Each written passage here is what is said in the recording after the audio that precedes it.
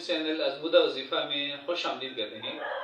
اللہ تعالیٰ سے امید کرتے ہیں کہ آپ خیریت سے ہوں گے، دعا بھی کرتے ہیں، جا رہے ہیں خوش رہیں، سلامت رہیں، مسکراتے ہیں، بکھیرتے رہیں۔ ایک بھائی نے پوچھا ہے کہ روزہ اور تراویح کا آپس میں کیا تعلق ہے، اور روزہ اور تراویح کا آپس میں تعلق کیا ہے، اور روزہ رکھنے کے لیے کیا ضروری ہے کہ وہ تراویح پڑھے۔ تو یاد رکھیں کہ رمضان مبارک کے مقدس مہینے میں دن کی عبادت روزہ ہے اور رات کی عبادت جو نماز تراویح ہے۔ حدیث پاک میں دونوں کا ذکر موجود ہے، دونوں کا حکم موجود ہے۔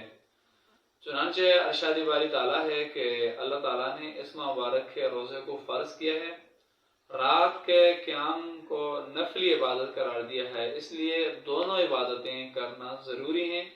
روزہ فرض ہے اور تراویح سنت مؤکدہ ہے، تو دونوں کو آپ پڑھ سکتے ہیں۔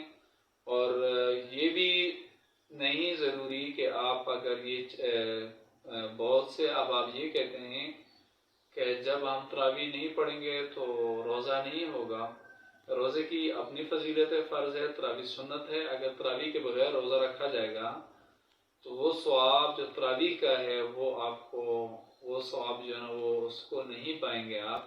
اگر تراویح بھی پڑھیں گے اور روزہ بھی مکمل رکھیں گے تو پھر رمضان شریف کی جو برکات ہیں، جو ثمرات ہیں، اور وہ آپ پھر ان کو سمیٹ سکیں گے، کیونکہ بار بار رمضان شریف جن لوگوں کو نصیب ہوتا ہے زندگی میں وہ بڑے خوش نصیب ہوتے ہیں۔ جس طرح 2021 کا رمضان ہماری زندگی میں اب نہیں آ سکتا، اسی طرح سن 2022 کا جو روزہ ہے وہ ہماری زندگی میں دوبارہ نہیں آئے گا۔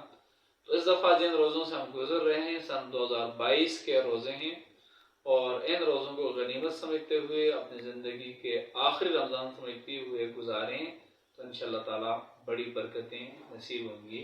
اللہ تعالیٰ ہمیں عمل کی توفیق عطا